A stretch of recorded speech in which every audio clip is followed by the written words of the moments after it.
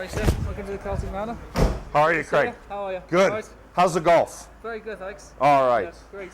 Craig here at the Celtic Manor. You go do something. There, good. Hey, welcome to another episode of Hot Golf. This week we're in Wales. Why is it so special? Why is this episode so special? The Celtic Manor is going to host the Ryder Cup in 2010. What a beautiful golf course. What a beautiful facility. So let's tee it up this week on, everybody say it, Hot Golf. Yes, excellent.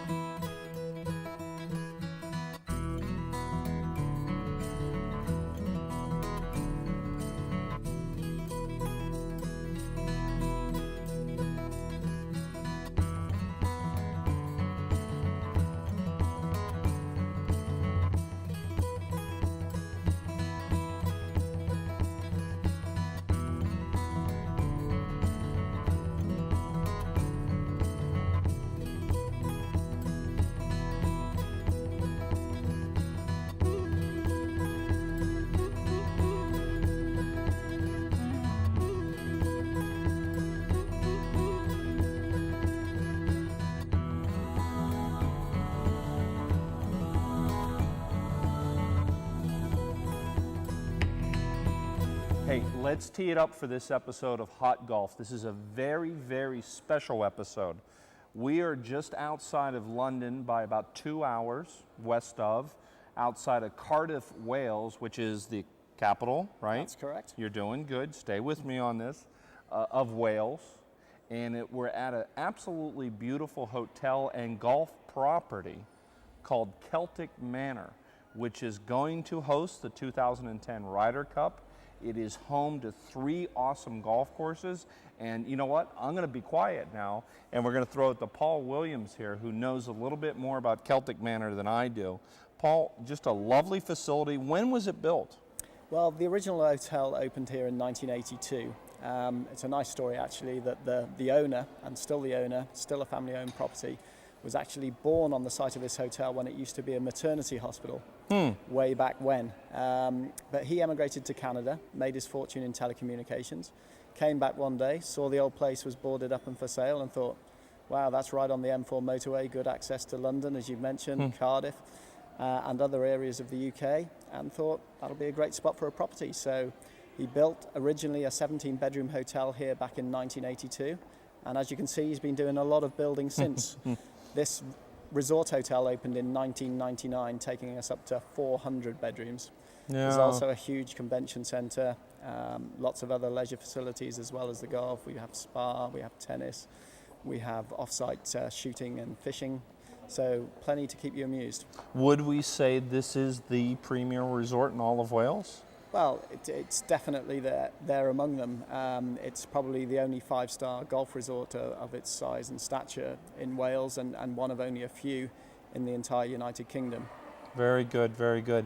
And if it's golf you're coming for, you've got 3 courses to choose from here, one of which is, well, quite remarkable about why it was built and what it's going to host. But let's talk about the 2 other courses, not stepchildren by any means. Well, let's talk about the Montgomery course. If you want up and down and over and sideways, a heck of a challenge. That's right. It's a spectacular course, as you say, with a lot of elevation change. It's probably a good golf course to take a kart on, the Montgomery.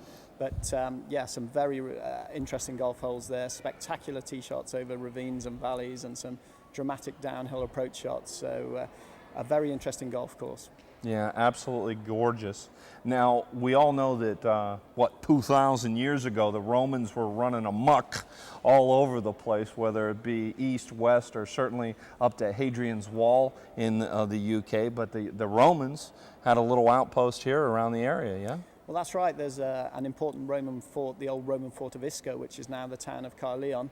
And you can still find there the best preserved amphitheatre in Britain. So it was a significant Roman military settlement. That's where the gladiators did their combat. Yeah. And the first golf course we built here is actually called Roman Road, as a mark of all the Roman history we have here. And in fact, while we've been doing all the construction work of the hotel and the golf courses, we've unearthed significant Roman remains, including pottery kilns, a soldier's grave, some burial chambers. So we've had to halt the work along the way to allow teams of archaeologists to come in and do their work, uncover all these ruins, and then usually cover them back up. And some of the more important stuff has gone away to be displayed at museums. Wow, absolutely amazing. And there's so much history here around the grounds at Celtic Manor. You can go see the ancient ruins down the road. You can play both of those golf courses. You can go to the spa. That's right. The shooting range. There's a lot to do for the family.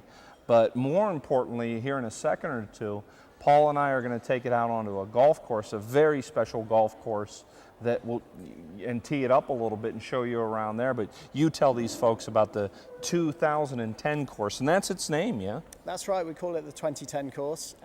Obviously, that date is going to be very significant in the course's history. So we thought, what better way to name a course and to give it that 2010 logo and name that will carry so much significance when we see the Ryder Cup played over it in the fall of 2010. Yeah, and what is so significant, two things, is that the Ryder Cup has never been played in Wales.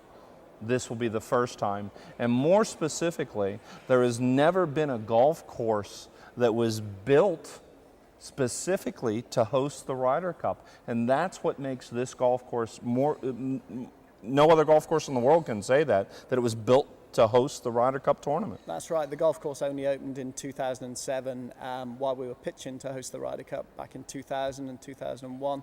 It was a tender document, and it became apparent early in the bidding process that the championship course we had then, the Wentwood Hills, was unsuitable for the Ryder Cup because the uphill finish entailed a lot of sort of ravines and bottlenecks, which would have made it difficult for spectators to get around. So we pledged to build this brand new golf course, and the advantage that's given us is to build in special features to the golf course, particularly for the Ryder Cup, things like the dramatic match play holes on the finishing stretch, particularly 14, 15 and 18, where there are risk and reward challenges from the tee. Lots of options for team match play that's going to produce hopefully some golf that will live up to all the drama of that great event. Yeah, absolutely. Celtic Manor here in Wales is certainly, well, geez, there's so much going on. You've got 3 different golf courses, you've got the spa, a lovely facility, history, everything, Paul. Absolutely, yeah. Yes. It's a real treat to be working here and welcoming so many people from all over the world. I mean, what the Ryder Cup has given the Celtic Manor Resort and Wales is exposure on a global scale that it's never had before. So we're seeing a lot of American accents down at the 2010 course at the moment. People are anxious to play it now so that they can sit back and watch the Ryder Cup in 2010 and say, hey, Tiger's playing from that spot where I played it. Let's see if he can play it as well as I did. Yeah, absolutely. And then, of course, after the event, hopefully people are going to see that course bathed in beautiful autumnal sunshine here in Wales and think, wow, that looks some course. I want to get out there and play it. Absolutely. Well, hey, now it's time for Paul and I to head over to the 2010 course and give you a look at that very, very special, well, the Ryder Cup. What more can we say is going to be hosted there here at Celtic Manor on the 2010 course. You ready? You got some game? Absolutely. You sure? Have you got enough golf balls, Randy? We shall find out. All right, it's time to tee it up here on Hot Golf. Let's head on over to, do I have enough golf balls? Get out of here.